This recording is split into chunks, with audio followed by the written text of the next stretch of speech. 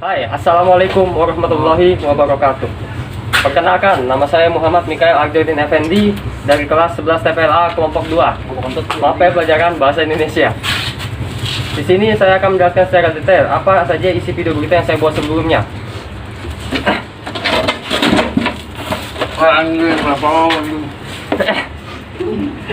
Menurut Kamus Bahasa Indonesia atau KBBI, berita mempunyai arti cerita atau keterangan mengenai kejadian atau peristiwa yang hangat. Jadi, bisa disimpulkan, berita merupakan teks berisi informasi yang baru atau sedang terjadi. Berdasarkan cara penyampaiannya, berita dibagi menjadi dua, yaitu penyampaian secara lisan dan penyampaian secara tulisan. Penyampaian berita secara lisan dapat kita temui seperti di televisi, radio, dan lain-lain sebagainya. Sedangkan untuk berita secara tulisan, kita bisa menemukannya di artikel, blog, dan lain-lain sebagainya. Sekarang saya akan menjelaskan apa isi video dan berita dari yang saya dan kelompok saya buat. Simak pembahasannya. Video berita kami memiliki dua tema. Yang pertama adalah tema mengenai peristiwa pemanasan global, dan yang kedua adalah peristiwa gempa bumi. Alasan saya dan kelompok saya memilih kedua topik ini karena kedua topik ini sudah menjadi bencana yang sudah umum di masyarakat. Biasanya gempa bumi dan pemanasan global sering terjadi, bukan? Nah, bencana-bencana tersebut juga dapat menimbulkan dampak yang buruk bagi para masyarakat yang merasakannya. Kami ingin menyampaikan bahwa betapa sulitnya, betapa berbahayanya masa-masa di mana bencana-bencana tersebut terjadi yang ada pada video tersebut. Nah, kita mulai untuk tema yang pertama.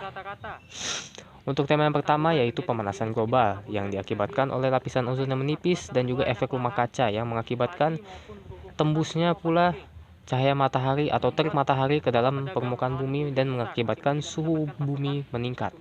Suhu panas bumi lebih tepatnya. Nah, untuk penjelasan lebih rincinya akan disampaikan oleh teman saya yang ada di sana, yaitu Salman, dari kelas yang sama. Untuk waktu dan tempat dipersilahkan. Perkenalkan, nama saya Salman, kelas TPLA dari kelompok 2. Di sini saya akan meneruskan penjelasan dari Mikael. Jadi, pemanasan global adalah peningkatan konsentrasi karbon dioksida, CO2, dan gas lainnya pada atmosfer bumi. Membuat atmosfer bumi menahan lebih banyak panas dari matahari. Hal ini menyebabkan peningkatan suhu bumi yang mengakibatkan pemanasan global. Nah, peningkatan suhu ini mengakibatkan dampak-dampak yang merugikan.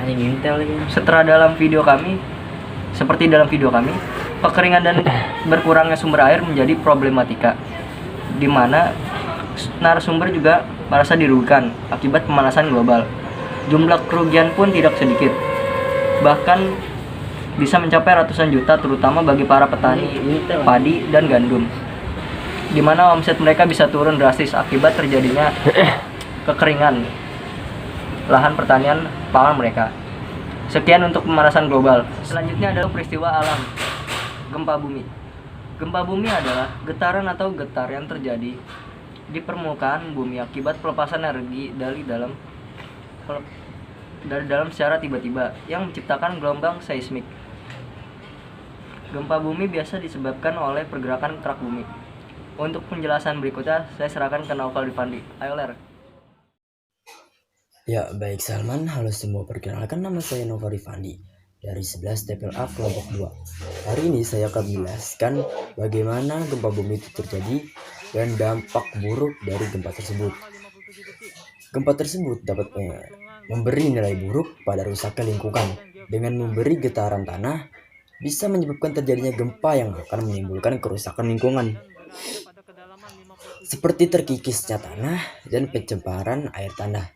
Sesuai dengan video berita yang kami buat, gempa tektonik yang berlokasi di Bekasi Selatan dengan kekuatan 6,3 skala Richter mengguncang dan menimbulkan dampak negatif dan kerugian yang cukup besar pula. Ada sekitar ratusan juta rupiah kerugian yang dihasilkan akibat gempa ini. Selain itu, korban gempa dalam video tersebut masih belum diketahui secara pasti banyak korban jiwa dalam peristiwa tersebut. gempa tersebut tidak berpotensi tsunami. Tapi tetap saja kita harus waspada terhadap segala bencana ataupun ancaman yang akan datang. Sekian dari saya. Assalamualaikum warahmatullahi wabarakatuh. Selalu berzikir dan ingat kepada Allah.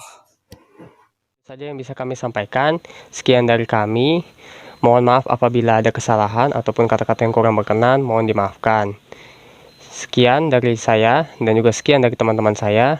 Wassalamualaikum warahmatullahi wabarakatuh.